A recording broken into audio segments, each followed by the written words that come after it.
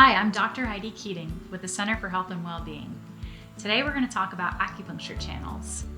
So what are acupuncture channels? People always seem to reference them as far as meridians or these channels. So what are we really talking about here?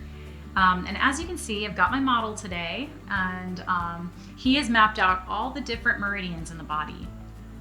So essentially, what it comes down to in Chinese medicine for acupuncture is we have learned the highways of the body by where the fascia is going. So fascia is like this crystalline structured material that envelopes all the different muscles of the body. And so it's going over all the organs, all of the muscles, all the tissues and nerves. And so it has these rivers up and down, side to side, of where it's taking the energy.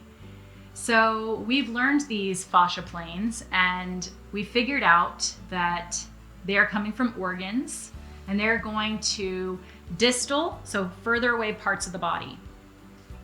So every organ either goes to the arms or the legs, and some to the head, and they go to sensory orifices, and they all have different functions of what's going on. So when symptoms arise, we look to what's going on in the channel, what's going on in the organ.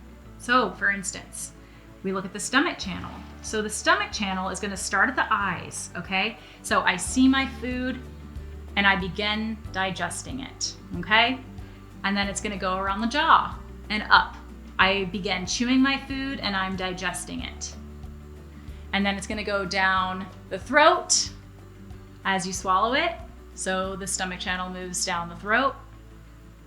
And then it's also going to go into the chest, into the stomach, and then down the abdomen. So your abdominals, you're tracing the stomach channel. And then it goes down the legs, down to the feet. And it's the red line. So that's one example of channels. Another one I like to bring up is the heart channel. So the heart channel comes from the heart and then out around on the inside of the arms. So when we hug people, we hug them with our heart channel.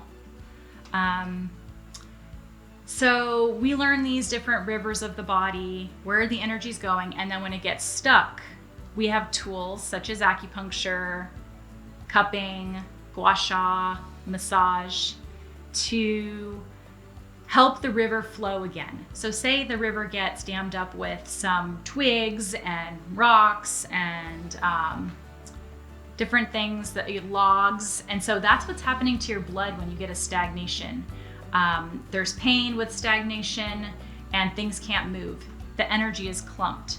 So what we do with acupuncture is we move the river along. So we clear away the debris, the stuff that's stuck in the blood vessels, that's stuck in the muscles.